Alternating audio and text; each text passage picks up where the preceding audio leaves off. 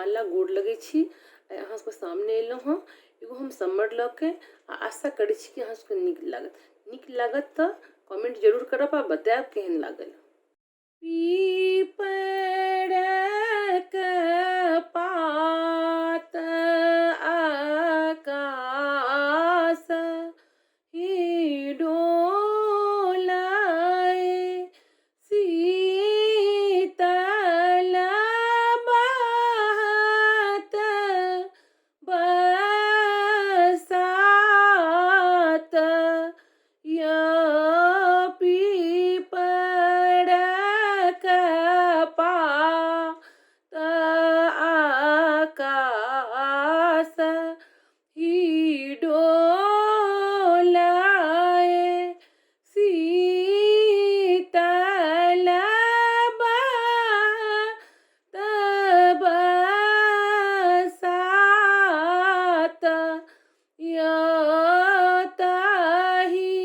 तर बाबा पल गाओ छाओला, सूतल पीताम्बरी तानिया, ताहि तर बाबा पल गाओ छाओला, सूतल पीताम्बरतानिया,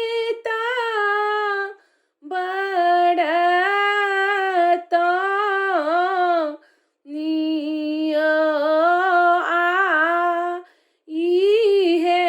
माई सब पर रे पड़ोसनी, किया दिया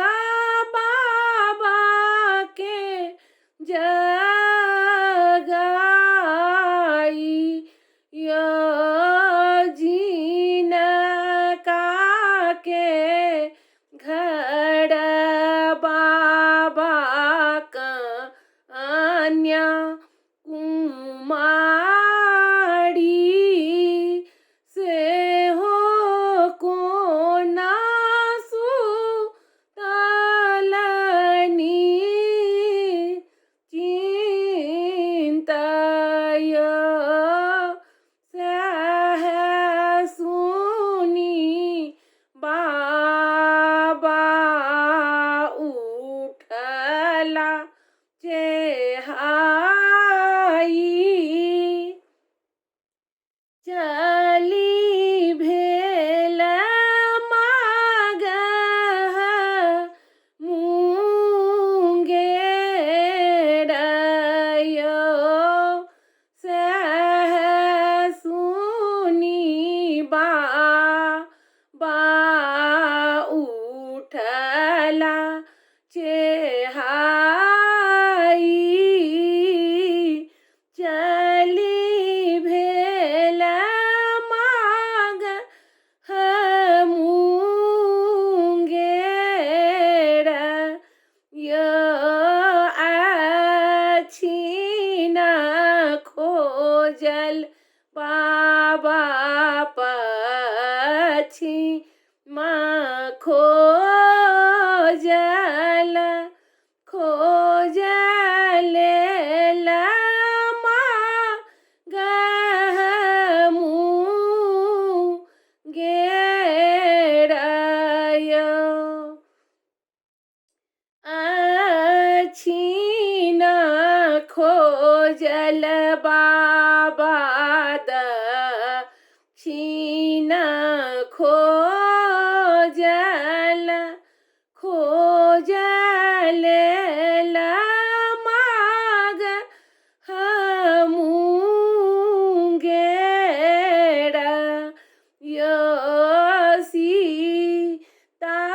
जुगुत्र बड़कत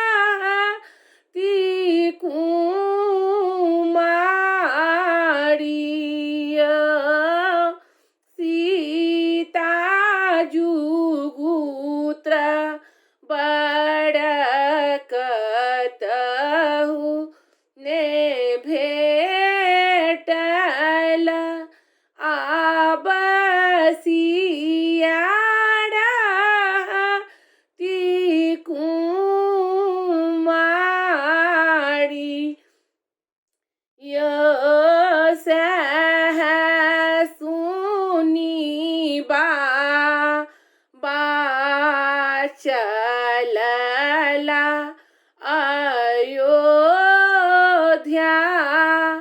राजा दशरथ केडा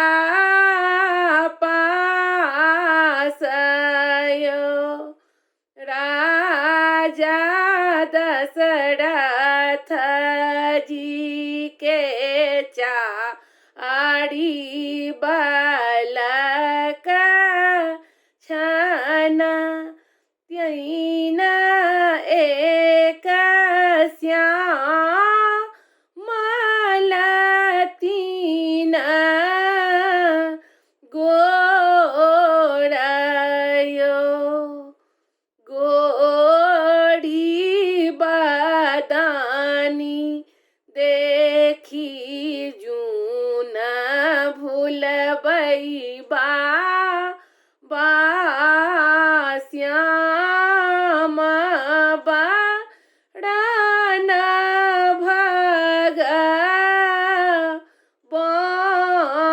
भगवानयो